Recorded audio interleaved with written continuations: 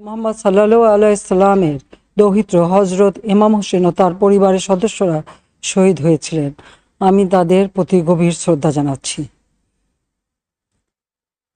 1975 সালের 15ই আগস্ট বাংলার মাটিতেও জাতির পিতা বঙ্গবন্ধু শেখ মুজিবুর রহমানকে সপরিবারে হত্যা করে আরেক কারবালা বাংলার মাটিতে সৃষ্টি হয়েছিল।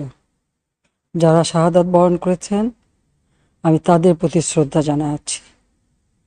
1971 সালে মহান মুক্তিযুদ্ধের 23 লাখ শহীদ এবং 2 লাখ নির্যাতিতা মা বোনের প্রতি শ্রদ্ধা জানাই।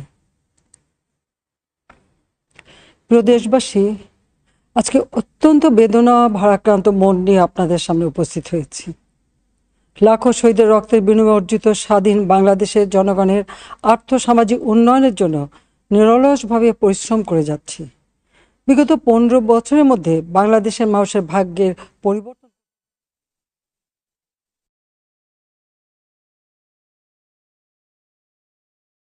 ব্যবহার এবং মানুষের মৌলিক চাহিদা পূরণ করতে অন্ন, বস্ত্র, বাসস্থান, চিকিৎসা, শিক্ষার ব্যবস্থা করে জনগণকে উন্নত জীবন দেওয়ার যাত্রা শুরু করেছি। অনেক সাফল্য অর্জন করেছি। বাংলাদেশকে বিশ্ব দরবারে একটা মর্যাদার আসনে অধিষ্ঠিত করতে সক্ষম হয়েছি। তারপরেও আমাদের আরও অনেক দূর যেতে হবে। বাংলাদেশের মানুষ যখন একটু স্বস্তি শান্তিতে ফিরে, যখন তাদের মাঝে এমন কোনো ঘটনা ঘটে যা অত্যন্ত বেদনাদায়ক। 2018 সালে ছাত্র সমাজের আন্দোলনে পরিপ্রেক্ষিতে সরকার সরকারি চাকরিতে কোটা প্রথা বাতিল করে একটা পরিপত্র জারি করে। পরবর্তীকালে মুক্তিযোদ্ধাদের পক্ষ থেকে কোটা বহাল রাখার পক্ষে উচ্চ আদালত 2018 সালে জারি করা সরকারের পরিপত্র বাতিল করে দেয়। সরকারের পক্ষ থেকে পরিপত্র বহাল রাখার জন্য সর্বোচ্চ আদালতে আপিল করা হয় এবং মহামান্য আদালত শুনানির দিন ধার্য করে। এ সময় ছাত্ররা কোটা সংস্কারের দাবি নিয়ে আবারও আন্দোলন শুরু করে। এই আন্দোলনের শুরু থেকেই সরকার যথেষ্ট ধৈর্য ও সহনশীলতা প্রদর্শন করেছে, বরং আন্দোলনকারীদের নিরাপত্তা নিশ্চিত করার ক্ষেত্রে পুলিশ সহযোগিতা করে। মহামান্য রাষ্ট্রপতির কাছে যখন আন্দোলনকারীরা স্মারকলিপি প্রদান করার ইচ্ছা প্রকাশ করে, সেক্ষেত্রে তাদের সুযোগ করে দেওয়া হয় এবং নিরাপত্তারও ব্যবস্থা নেওয়া হয়। অত্যন্ত পরিতাপের বিষয় হলো, কিছু মহল এই আন্দোলনের সুযোগটা নিয়ে অনাকাঙ্ক্ষিত উচ্চাবিলাস চরিতার্থ করার সুযোগ নিয়ে সন্ত্রাসী কর্মকাণ্ডে লিপ্ত হয়। এর ফলে এই কোমলমতি শিক্ষার্থীদের আন্দোলনকে ঘিরে যে সকল ঘটনা ঘটেছে তা খুবই বেদনাদায়ক ও দুঃখজনক। অহেতুক কতগুলি মূল্যবান জীবন ঝরে গেল। আপনজন হারাবার বেদনা যে কত কষ্টের তা আমার থেকে আর কে বেশি জানে। যারা মৃত্যুবরণ করেছে তাদের আত্মার মাগফিরাত কামনা করছি। পরিবারের সদস্যদের প্রতি গভীর সমবেদনা জানাচ্ছি। আমি প্রতিটি হত্যাকাণ্ডের নিন্দা জানাই। যে সকল ঘটনা ঘটেছে তা কখনোই কাম্য ছিল না। চট্টগ্রামে সন্ত্রাসীরা বহুতল ভবনের ছাদ থেকে ছাত্রদের হত্যার উদ্দেশ্যে নির্মমভাবে নিচে ছুঁড়ে ফেলে দিয়েছে। অনেক ছাত্রের হাত পায়ের রগ কেটে দেয়, তাদের উপর লাঠি পেটা ও ধারালো অস্ত্র দ্বারা আঘাত করে। একজন মৃত্যুবরণ করেছে, অনেকে মৃত্যুর সাথে পাঞ্জা লড়ছে। ঢাকা, রংপুর এবং রাজশাহী বিশ্ববিদ্যালয়ের উপাচার্যের বাসভবন ও ছাত্রছাত্রীদের আবাসিক হলে অগ্নিসংযোগ ও ভাঙচুর করা হয়। সাধারণ পথচারী, দোকানিদের আক্রমণ, এমনকি রোগীবাহী অ্যাম্বুলেন্স চলাচলে বাধা প্রদান করা হয়। মেয়েদের হলে ছাত্রীদের উপর আক্রমণ করা হয়েছে এবং লাঞ্ছিত করা হচ্ছে। আবাসিক হলে প্রবোজদের হুমকি দেওয়া হয় এবং আক্রমণ করা হয়েছে। শিক্ষকদের উপর চড়াও হয়ে তাদের গায়ে হাত তোলা হয়েছে।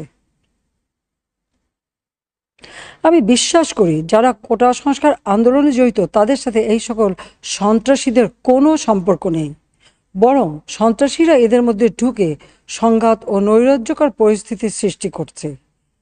এই ধরনের ঘটনার সঙ্গে যারা জড়িত তাদের চিহ্নিত করে উপযুক্ত শাস্তির ব্যবস্থা করা হবে।